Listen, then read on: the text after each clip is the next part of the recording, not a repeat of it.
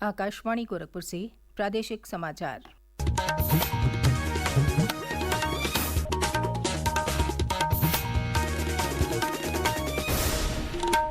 नमस्कार।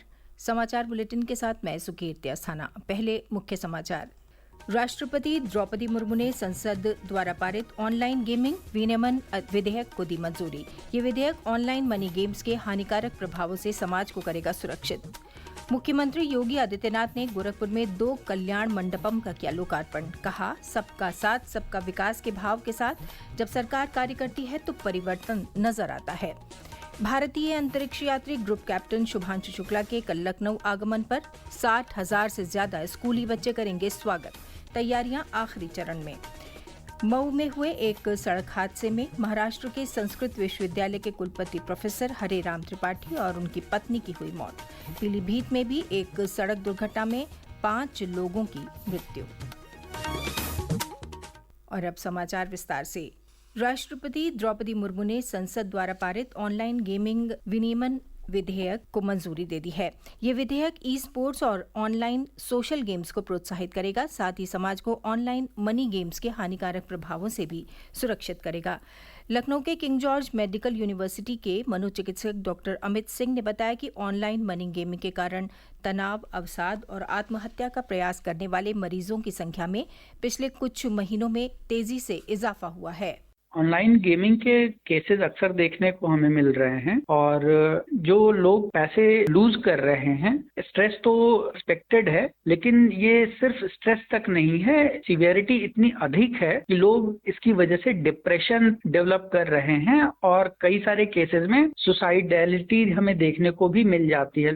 मुख्यमंत्री योगी आदित्यनाथ ने कल गोरखपुर में मानबेला और राप्तीनगर विस्तार योजना में नवनिर्मित 2 कल्याण मंडपम का लोकार्पण किया।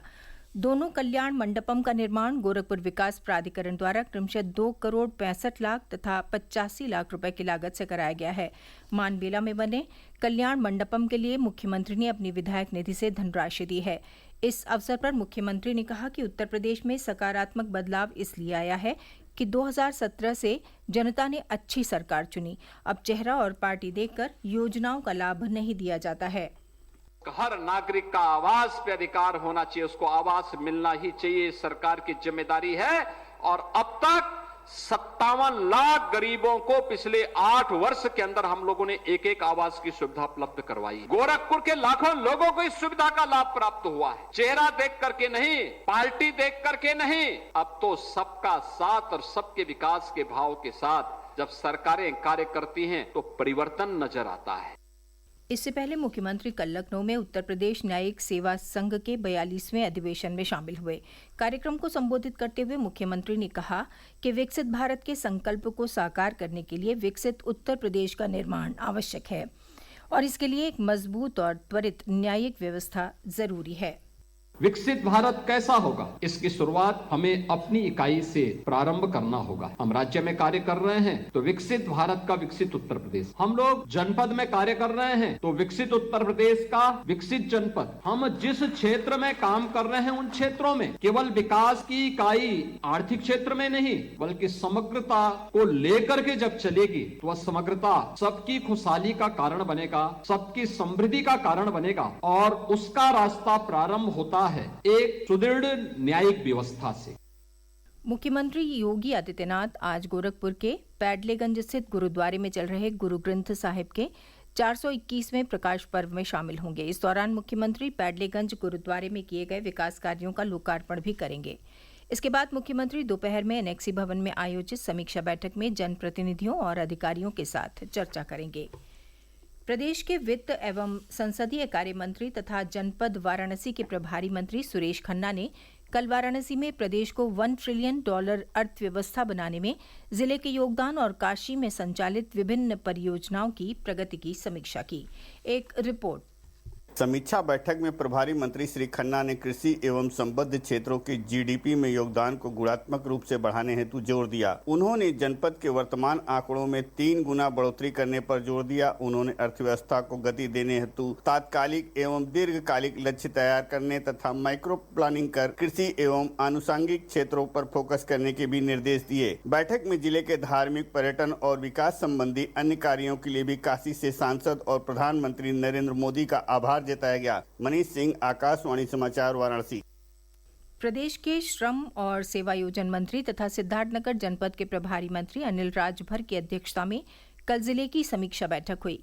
डुमरियागंज के सांसद जगदम्बिका पाल भी बैठक में मौजूद थे। इस दौरान 5 करोड़ रुपयों से ऊपर की लागत की परियोजनाओं की समीक्षा की गई।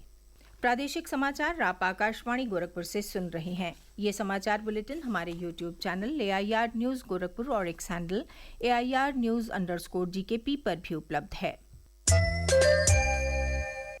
भारतीय अंतरिक्ष यात्री और लखनऊ निवासी ग्रुप कैप्टन शुभांशु शुक्ला अपनी ऐतिहासिक अंतरिक्ष यात्रा से लौटने के बाद पहली बार कल लखनऊ आ रहे हैं। इस अवसर पर उनके स्वागत के लिए खास इंतजाम किए गए हैं। एक रिपोर्ट। लखनऊ पहुंचने पर लगभग 63,000 स्कूली बच्चे अपने अग्रज शुभांशु का अभूतपूर्व स्वागत करने के लिए तत्पर हैं। सोमवार को सुबह शुभांशु शुक्ला खुली जीप में लखनऊ के जनमानस का अभिवादन स्वीकार करते हुए एयरपोर्ट से CMS गोमती नगर विस्तार कैंपस तक जाएंगे, जहां CMS छात्र विशाल मार्च निकालकर उन्हें सैल्यूट करेंगे और इसके उपरांत शुभांशु के सम्मान में स्वागत समारोह आयोजित किया जाएगा। शुभांशु शुक्ला बच्चों से संवाद करेंगे और उनकी जिज्ञासाओं को शांत करेंगे। आयोजन से जुड़े हुए सभी पक्ष तैयारियों को अंतिम रूप देने में लगे हुए हैं। मुमताज अली, आकाशवाणी समाचार, लखनऊ। पीलीभीत जिले में जहानाबाद रोड पर कल कार और टेम्पो में हुई आमने सामने की टक्कर में 5 लोगों की मृत्यु हो गई, जबकि 4 लोग गंभीर रूप से घायल हैं। पुलिस ने घायलों को इलाज के लिए नजदीकी स्वास्थ्य केंद्र पहुंचाया। दुर्घटना को लेकर काफी देर तक सड़क पर यातायात बाधित रहा। उधर मऊ जिले में कल हुए एक सड़क हादसे में महाराष्ट्र के कवि कुलगुरु, कालिदास संस्कृत विश्वविद्यालय के कुलपति एवं संपूर्णानंद संस्कृत विश्वविद्यालय के पूर्व कुलपति प्रोफेसर हरे राम त्रिपाठी और उनकी पत्नी का निधन हो गया, जबकि कार चालक का अभी इलाज चल रहा है। प्रोफेसर त्रिपाठी मूल रूप से कुशीनगर जनपद के रहने वाले थे। कल सुबह वो वाराणसी से अपनी कार द्वारा कुशीनगर के लिए निकले थे, तभी हादसे का शिकार हो गए। मुख्यमंत्री योगी आदित्यनाथ ने दोनों हादसों पर दुख जताते हुए अपनी शोक संवेदनाएं व्यक्त की हैं। मथुरा में 30 और 31 अगस्त को राधा अष्टमी महोत्सव मनाया जाएगा। इसी क्रम में तैयारियों की समीक्षा के लिए जिलाधिकारी चंद्र प्रकाश सिंह ने संबंधित अधिकारियों के साथ बैठक की। जिलाधिकारी ने बताया कि महोत्सव के लिए सभी तैयारियां पूरी की जा रही हैं। इकाना क्रिकेट स्टेडियम लखनऊ में चल रही यूपी T20 प्रतियोगिता के अंतर्गत कल खेले गए 2 मुकाबलों में काशी रुद्राज और गोरखपुर लॉयंस ने अपने अपने मैच जीते।